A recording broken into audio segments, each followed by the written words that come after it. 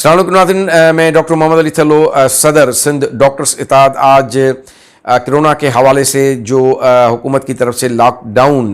लगाने का जो फ़ैसला किया गया है उसके हवाले से कुछ गुज़ारिशात और कुछ तजावीज़ मैं भी शेयर करना चाहूँगा। हुकूमत के इस अमल की बिल्कुल तायद करते हैं और जिस तरीके से कोरोना का फैलाव हो रहा है उसको रोकने का सिर्फ एक वाहिद तरीका यही था कि मोबिलाइजेशन को रोक दिया जाए, लोगों के जो मेल मिलाप है उसको कम कर दिया जाए। और इस तरीके के जो अभी जो स्टेप उठाए जा रहे हैं वो बिल्कुल दुरुस्त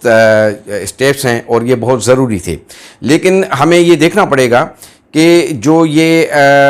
इस तरीके का जो ये फैलाव हो रहा है ये इसके लिए लॉन्ग टर्म पॉलिसी क्या होनी चाहिए, क्योंकि लॉन्ग टर्म पॉलिसी, क्योंकि ये वेरिएंट्स जो हैं ये इनका रोकना फ़िलहाल ऐसे मुमकिन नज़र नहीं आता, क्योंकि अगर आज एक इंडियन वेरिएंट आ गया है तो कल इसके अलावा भी कुछ और वेरिएंट्स भी जो हैं वो नमूदार हो सकते हैं और ये अपनी शक्ल तब्दील करता रहेगा वायरस, और इसमें मुख्तलिफ़ किस्म की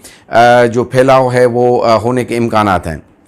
तो नाज़रीन, हम गवर्नमेंट के इस अमल को सपोर्ट करते हैं, लेकिन गवर्नमेंट से गुजारिश करते हैं कि इसको लॉन्ग टर्म पॉलिसी बनाई जाए और ख़ास तौर पर जो हस्पताल हैं, हस्पतालों में जो सैनिटाइजेशन है या जो सफाई का जो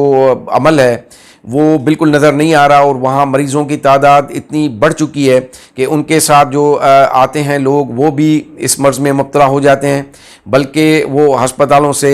कोरोना के अलावा और भी कई अमराज़ अपने साथ बैक्टीरियाज और वायरसेस जो हैं वो अपने साथ अपने घरों तक ले जा रहे हैं। तो हस्पतालों की सफाई और वहाँ सैनिटाइजेशन और वहाँ SOPs का अमल,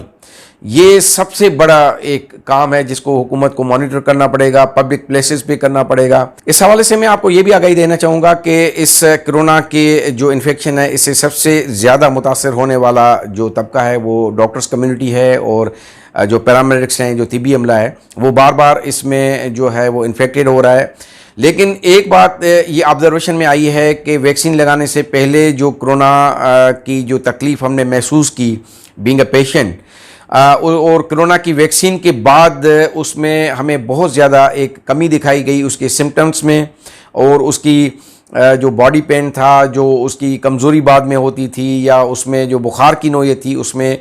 लाजमी तौर पे हमने ये महसूस किया कि जब ये हमें दोबारा जो इन्फेक्शन जब ये हुआ तो उसमें बहुत एक कमी नज़र आई और रिकवरी भी बहुत जल्द उसमें हमें हासिल हुई है। ये मैं एक जनरल आपको डॉक्टर्स की भी ऑब्जर्वेशन बता रहा हूँ जो भी इससे दोबारा मुतासर हुए हैं। लेकिन हुकूमत से ये अपील होगी कि क्योंकि ये लॉन्ग टर्म पॉलिसी बनानी चाहिए, इसलिए जो लॉकडाउन का जो ये अमल शुरू हो रहा है इसके दरमियान हम तमाम डॉक्टर्स भी उनका साथ देने के लिए तैयार होंगे कि अगर घर घर जाकर वैक्सीन का अमल शुरू कर दिया जाए, जैसे पोलियो के कतरे पिलाए जाते हैं, बल्कि दीगर सूबों में इस तरीके का अमल शुरू हो चुका है, और जो टीम्स हैं वो घर घर जाकर और लोगों को वैक्सीन की सहूलत वो दे रही हैं।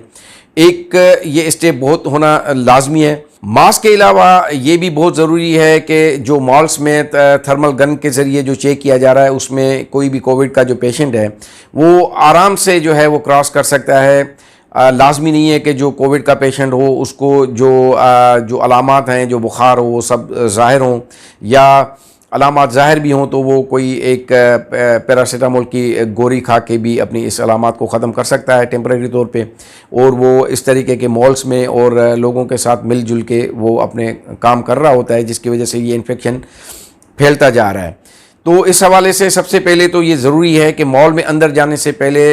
वहाँ पर ये इंतज़ामात होने ज़रूरी हैं कि वहाँ सैनिटाइजेशन का अमल होना चाहिए, और वहाँ पर अगर सैनिटाइज़र नहीं है तो हैंड वाश और पानी का इंतज़ाम भी होना चाहिए, बल्कि ये पब्लिक प्लेसेस पे भी होना चाहिए। और ये देखा गया है कि ख़ास तौर पे जो ट्रेनों की आमदोरफ्त है और रेलवे स्टेशन हैं या जो पब्लिक ट्रांसपोर्ट की जो जगह हैं वहाँ पर इस तरीके का कोई नज़्म व ज़ब्त नहीं है, वहाँ पर SOPs पे बिल्कुल अमल नहीं है, जिसकी वजह से ये वायरस एक जगह से दूसरी जगह पर बड़ी तेज़ी से फैलता हुआ जा रहा है। और दूसरा ये भी गुजारिश मैं कर लूँगा कि ना सिर्फ ये वायरस किसी भी तरीके से ट्रांसमिट हो सकता है, जैसे कि हम किसी को पैसे दे रहे हैं, ले रहे हैं, या कोई शॉपर या कोई भी चीज़ अगर हम किसी को ट्रांसफ़र कर रहे हैं तो उसके साथ हम वायरस को भी ट्रांसफ़र कर रहे होते हैं। इसलिए ऐसी किसी भी चीज़ की लेन देन के बाद जो है वो हाथों का धोना बहुत लाजमी है। हमारी गुजारिश होगी आवाम से भी, हुकूमत से भी, कि हम एक दूसरे से ताउन करके और इस वबा को अपने इस शहरों से, मुल्क से दूर भगाएं।